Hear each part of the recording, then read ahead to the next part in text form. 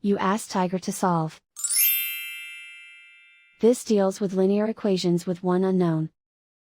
The final result is t equals -8. Let's solve it step by step.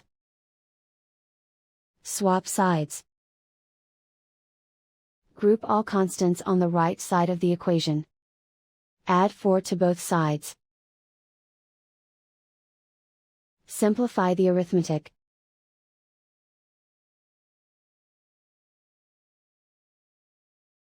Isolate the t. Divide both sides by 12.